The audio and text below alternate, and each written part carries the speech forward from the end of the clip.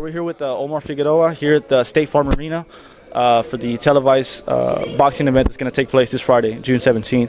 Omar, the fans have been waiting to see you fight down here for a long time. It's been a while. Talk to us about how you feel coming into this fight. I mean, I'm excited. I'm just anxious to get in the ring. I'm grateful that I'm fighting down here again, that I'm getting these opportunities to fight in my backyard against good opponents. It gives me a little bit of the edge. They come in, they see that I have a lot of support, the intimidation factor, and for whatever reason, but I just love fighting in my hometown. That roar that I hear when I walk out of the dressing rooms into the ring, I mean, that's just, no words can describe that feeling. Your adrenaline's just pumping, everything's pumping, and you just want to get the fight over with, and I'm just excited to be back in the Valley. Okay. Now, originally this was going to be a title fight. The opponent fell through. The replacement opponent is Eric Cruz out of Puerto Rico. So this is going to be a Mexico versus Puerto Rico bout. He's 11-6, but has won all his wins by knockout. What does that say to you coming into this fight?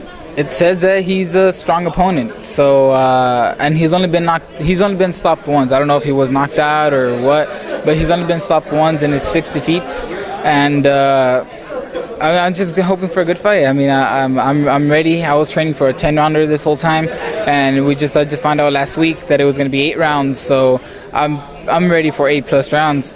I just hope he is too. He didn't look like he was too ready, but I mean, you can tell that I put in the work in the gym.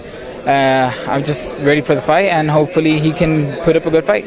He mentioned earlier that he's coming not to win by decision, but he's coming to add another knockout to his record. So, what does that say to you? How does this change your game plan coming into the fight? It doesn't change the game plan. It actually just makes it easier, because by him telling me that, it means that he's going to come forward and try to look for the knockout. So what I'm going to do is just, play the waiting game and just wait till he opens up, and I'll catch him with a counter or something like that.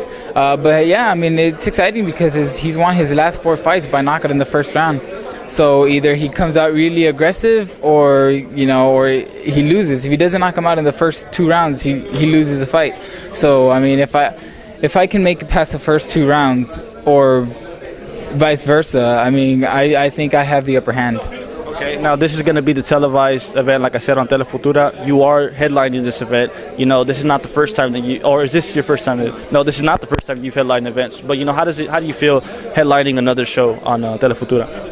I mean, it's just what we've been. It's just what we've been training for this whole time. I mean, me and my father have been preparing.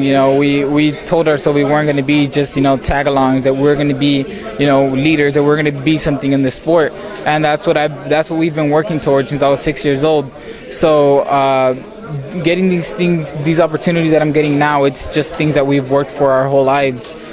So I mean, we expected to be in this position, and we only expect to keep on rising. Okay, now I want to go into your training. You were previously, for a fight or two, trained by Jesse James Lehan. You were training in San Antonio. You're currently training again with your father, who you originated from. So, talk to us about that. Well, I wanted to change it up a bit. It happens with every fighter and their father. Every father-son combination. There's always problems. There's always problems, and there's always misunderstandings, and so I try to alleviate some of that, by going and training with Jesse James Lehan, who we thought was a good prospect, because he's a world champion, so he knows what the deal is. So we went over there, and I was training, but the thing is that he tried to change my style. He tried to I switched left-handed to right-handed and back, just because I feel like it. It's not to try and confuse the opponent. It's just me personally. I feel more comfortable that way, because that's how I've trained my whole life. I never wanted to be an orthodox fighter, because I know that those are cookie-cutter fighters, and they're predictable. So I try to be as unpredictable as possible. And when I was training in San Antonio, he tried to take that out of my style. So that's why this past fight, this November fight, I didn't look so great, and everybody was telling me, it was like, why didn't you do this? Why didn't you do that? They're like, you didn't look like yourself. And I was like, I know, I didn't feel like myself.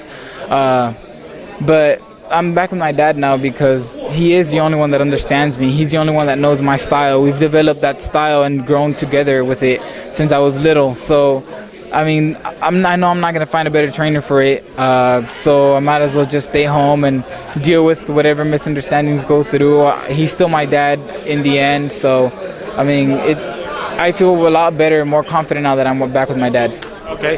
Is there anything you want to say before we close through myuniversalsports.com? Well, like I always say, I just want to thank everybody who's been following me and helping me out. The sponsors, I mean the fans, mainly the fans, because without the fans I wouldn't be who I am right now. And a lot of thanks to God for giving me the opportunities, and my family who is always supporting me. Okay, Omar, thank you, and we look forward to seeing you this Friday. Thank you.